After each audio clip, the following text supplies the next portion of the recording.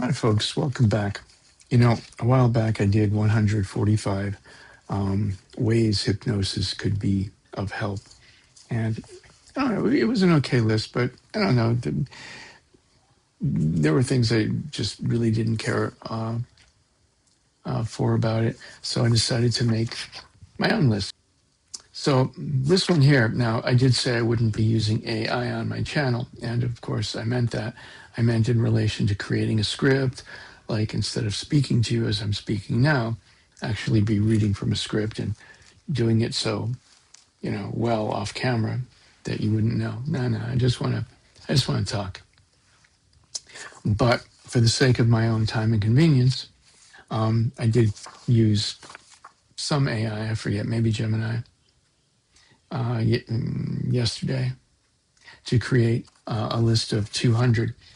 And so I'm just going to quickly read them off. And my reason for doing this is there are still, once again, to my surprise, a lot of people that don't really know about hypnosis and the ways that it can be helpful and beneficial in a person's life.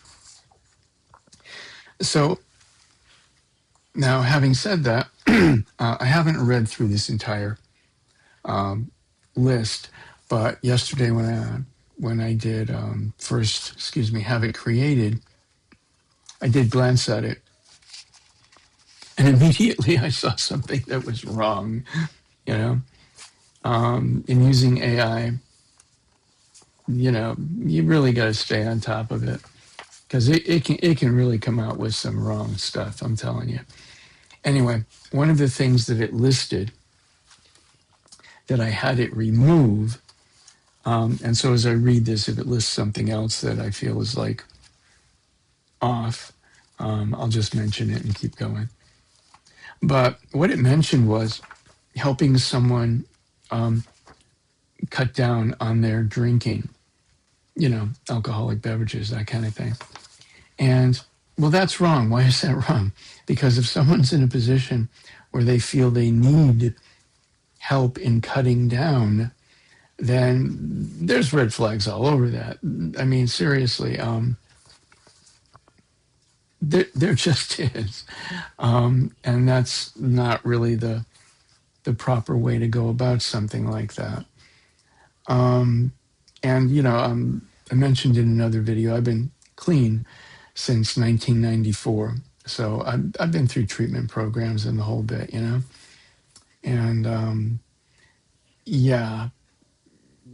cutting down. If a person feels that there's enough of an issue in relation to some kind of substance abuse, including alcohol, that they need help in cutting down, then no, that's not. You need to address that in a larger way, okay? And if perhaps that's something you would like to talk about in relation to your own life, then please feel free to contact me. Anyway, I'll just keep going here. I just wanted to mention that because if I do come across something here that I feel doesn't really quite fit, I'll just mention it and just keep going. Okay, here we go. 200, supposed to be 200 here. I didn't count them. But I told it to do 200, so. Smoking cessation, overeating and emotional eating, nail biting, hair pulling, skin picking, thumb sucking, excessive screen time or phone addiction, procrastination, chronic lateness, sugar cravings, mindless snacking, caffeine dependency, gambling urges, compulsive shopping, disorganization and cluttering, teeth grinding, also known as bruxism, jaw clenching, nervous tics, swearing or verbal habits, interrupting others while speaking, general stress management, panic attacks, social anxiety, test and exam anxiety, public speaking anxiety, performance anxiety, stage fright, Generalized anxiety disorder support. Now, just as a bit of disclaimer, some of these things will fall into a category of something that I would need a medical acknowledgement before working with. Since I am not a medical professional, and since I do live in the United States, I better say that. I better make my disclaimer. But yeah, some things, for example, if you contacted me, if it was one of those things, I would just say I would need basically a medical acknowledgement from your doctor saying, I understand my patient has so-and-so issue, and I see it as no problem at all that he or she is seeking hypnosis as a helpful process like that. So it's not a big deal, but it is a big deal if the hypnosis practitioner doesn't get that medical acknowledgement. They used to call it medical referral, but the school I went to, they changed the way they talk about it. They say medical acknowledgement. So there it is. Where was I? Managing anger and temper, building emotional resilience, coping with grief and loss, post-divorce recovery, overcoming rejection, reducing performance pressure, mood stabilization, letting go of past resentment, reducing perfectionism, overcoming guilt, managing jealousy, chronic worry, feeling overwhelmed, fear of flying, fear of heights, fear of public speaking, fear of needles, fear of spiders, fear of dogs, fear of enclosed spaces, fear of open spaces, fear of driving on highways or bridges, fear of the dentist, fear of doctors or medical procedures, fear of failure, fear of success, fear of rejection, fear of germs or contamination, fear of vomiting, fear of the dark, fear of thunder and lightning, fear of crowds, fear of intimacy, falling asleep faster, staying asleep through the night, improving sleep quality, deep physical relaxation, mind calming before bed, reducing nightmares, overcoming sleep dread, waking up energized, adjusting to shift work sleep schedules, overcoming jet lag, deep breathing regulation, muscle tension release, daytime power napping, bedwetting, sleepwalking cessation. Interesting. Sleepwalking cessation. I hadn't heard of that one.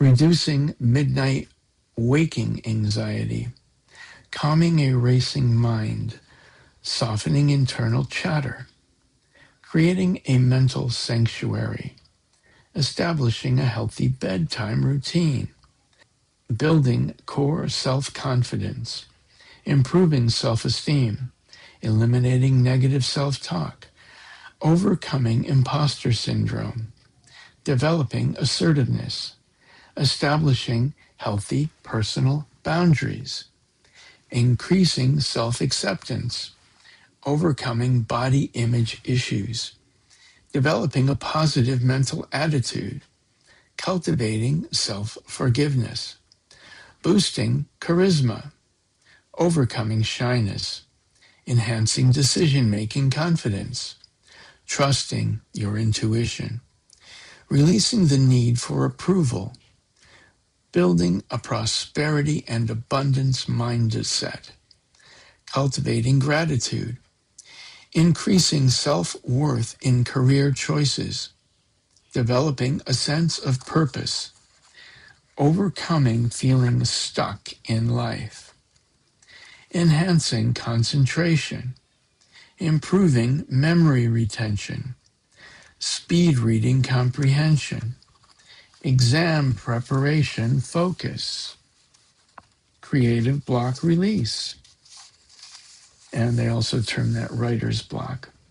enhancing artistic creativity, musical performance peak flow, athletic focus and target accuracy. Athletic focus and target accuracy. Sports endurance mindset, muscle memory optimization, public speaking delivery control, interview performance confidence, sales performance and motivation, time management mindset, goal setting execution, strategic thinking focus, lateral problem solving, overcoming mental fatigue, mathematical performance focus, language learning retention, chronic pain management. Yeah, definitely need a medical acknowledgement for that one. Probably a few others that I've already read through, but I'd already mentioned it earlier. So now in this video, I'm going to show a QR code.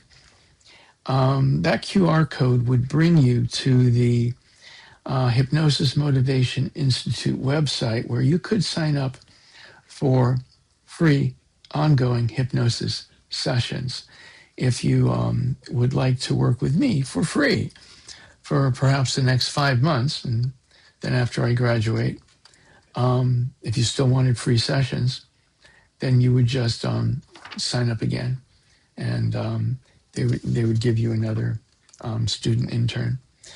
But yeah, my name will be on what flashes on the screen at some point. And so you would put that in the area that relates to, it's near the bottom of the page. It asks about what student intern preference you might have. You would just put my name in there. But if you would like to do it and you just feel like, yeah, it sounds good, but I don't know if I want to work with you, well, that would be okay. But you could still use the QR code and fill it out. Just don't put in my name. Hypnosis can be extremely magical. I would jump on that. I would. If I knew about this before I became part of the program and went to the school, I would have jumped on it. But now that I'm in school, I'm not eligible. So whatever. But you are. Okay. Acute pain management, and they relate that to injury recovery, tension headache relief, migraine management, irritable bowel syndrome, symptom relief, hypnobirthing, which is pain management during labor, pre-surgery anxiety reduction, post-surgery healing acceleration, dental pain control, nausea management, easing phantom limb pain, boosting immune system response perception, managing hot flashes. They put that under menopause support. Muscle spasm reduction, improving posture awareness, encouraging deep diaphragmatic breathing, managing discomfort from braces or dental work, high blood pressure management support, stress-related, skin condition management support, stress-related eczema, it says. I guess they're giving a specific example, but I imagine it could be used in other ways as well. Now, not all of these would I be personally interested in working with, although I may, because anything I work with, if I don't already have an understanding of it, then of course I focus specific study on it when I realize I'm going to be working with it, and go from there, which, of course, that's why I'm in school, right? I mean, this improves my abilities. But yes, I'm developing my own specialties, so we'll see. we'll see. If there's, yeah, once again, I could potentially work on anything here. Why not, right? I'm in school.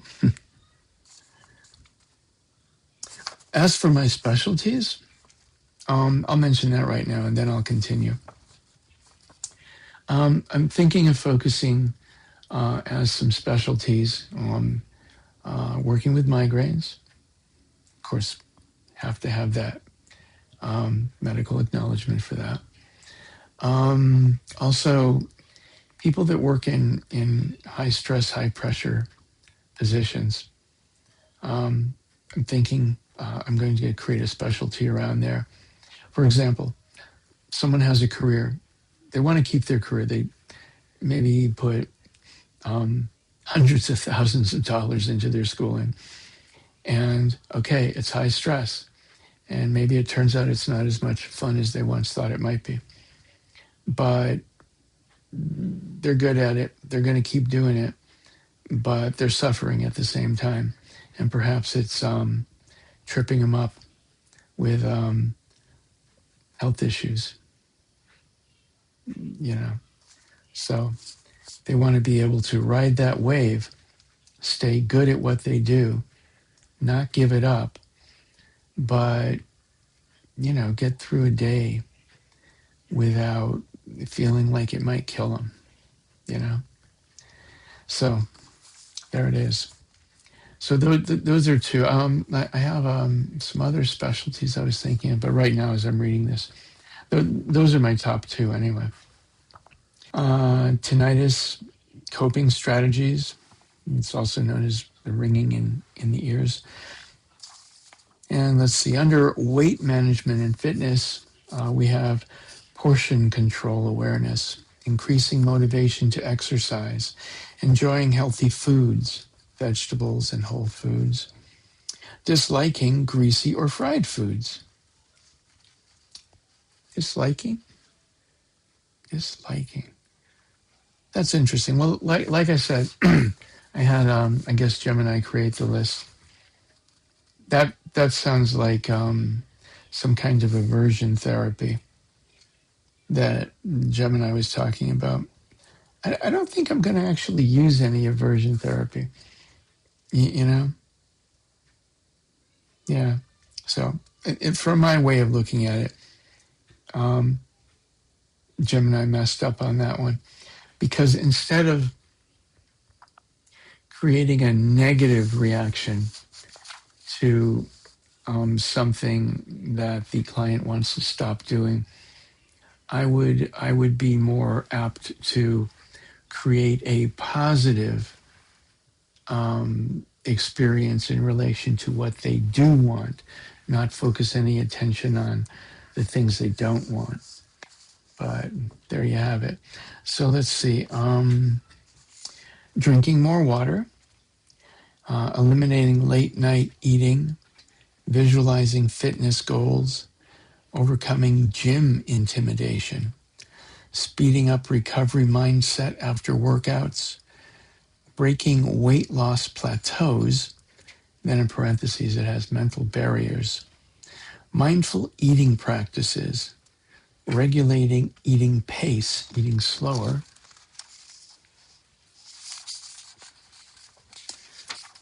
overcoming exercise laziness, building consistency in a fitness routine, reducing reliance on comfort food, enhancing body awareness during movement, overcoming a sedentary lifestyle, releasing weight-related shame, improving stamina perception, strengthening the mind-muscle connection, and then under relationships and social skills, it has, now, all of these, they had their, what do you call it,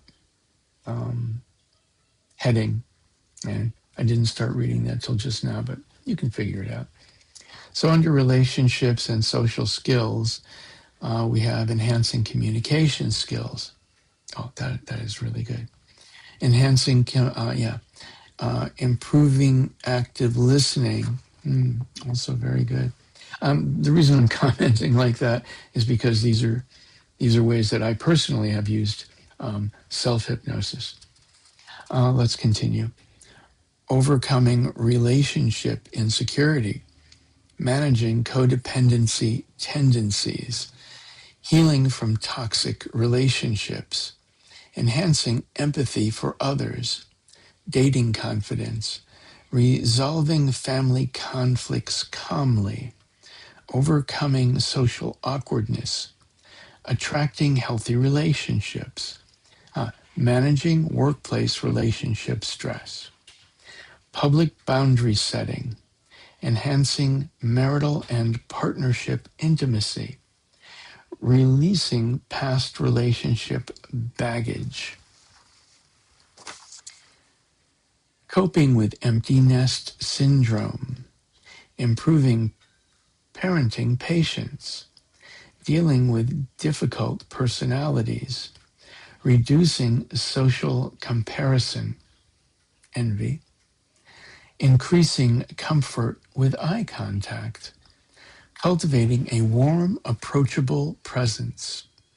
And now under professional and personal development, career transition confidence, executive decision-making clarity, overcoming fear of networking, negotiation confidence, leadership presence and authority, delegation mindset for business owners, overcoming fear of cold calling, creative project brainstorming focus, work-life balance maintenance, motivation for mundane administrative tasks, overcoming financial anxiety, clear verbal articulation, reducing perfectionism in projects, visionary thinking and planning, building professional stamina, overcoming workspace distractions,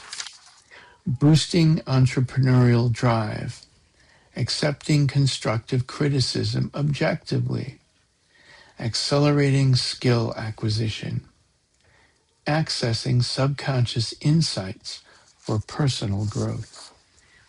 Now, is that it? Is that the entire list of what hypnosis can be used for to improve your experience in life? No way. Just about as many things as you can possibly think of. The hypnosis can be a powerful tool to help you have a better life experience. So as I mentioned, I'll be putting the QR code on the screen at some point. Thank you for watching. The topic headings that I only started reading at the very end, it was a good idea to start reading them. Why didn't I do that at first? I don't know. I'm not going to make this video over though. So have a beautiful day, and maybe we'll hear from you soon. Thanks. Bye for now.